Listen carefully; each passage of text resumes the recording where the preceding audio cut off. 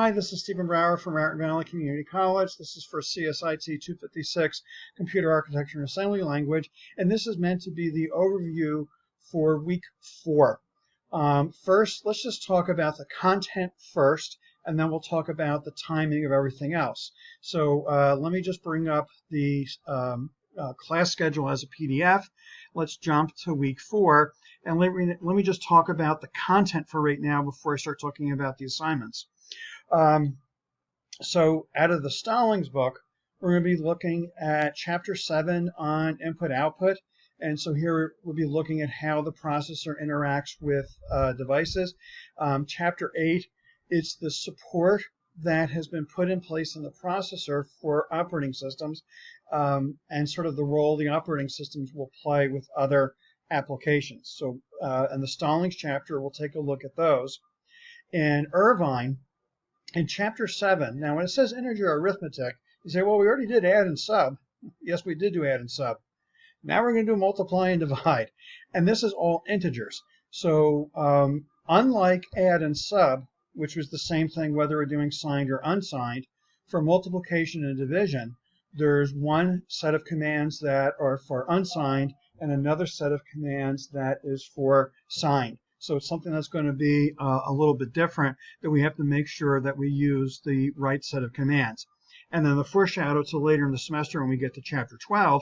In Chapter 12 is when we'll deal with decimals, or real, basically the equivalent of like a double or a float in Java.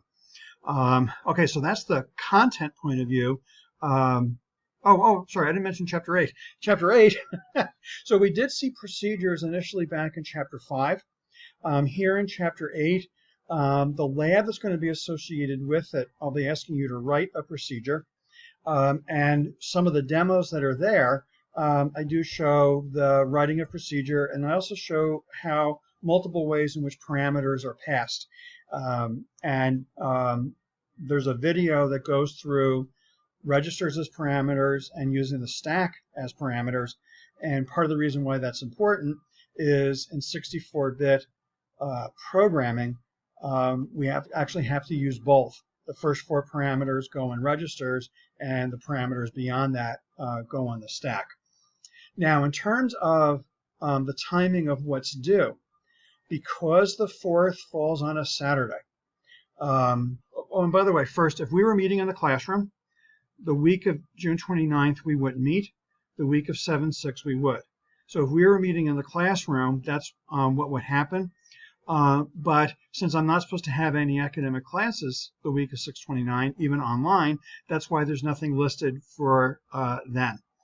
The other thing is, because the 4th falls on a Saturday, some people take their vacation the week leading up to the 4th.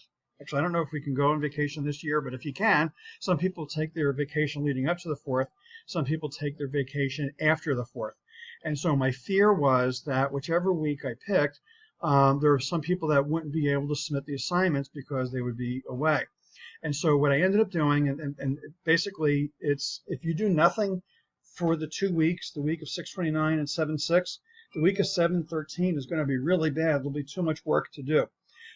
So what you need to do on your own for either the week of 6/29 or the week of 7/6, look ahead to the assignments that are for listed for week 5 and work on the ones that are associated with the material that would be here. And so if we peek ahead, we see there's a homework here for Stallings Chapter 7. And if we peek ahead, there's a homework for Stallings Chapter 8. And then there's an assembly lab for Irvine Chapter 7. So some of the material this week, we will be working on the assignments that will be due either the 13th or the 17th. The other thing when peeking ahead, and you might be able to say, oh, wait, what's that?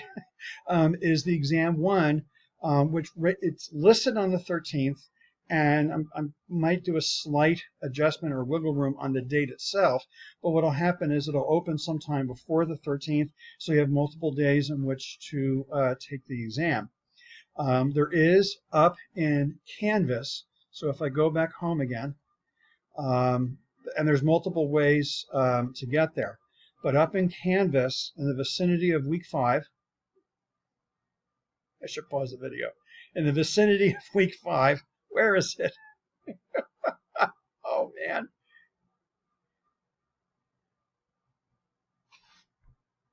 Maybe I don't have it. Oh, I'm sorry. Geez. I'm scrolling so quickly. Exam 1 information. And the exam 1 information, there is a PDF file, and that PDF file has a description of the format and the contents of the exam. So it's something, in a sense, the week of either 629 or 76, you should look ahead to the content that's here and prepare for that exam.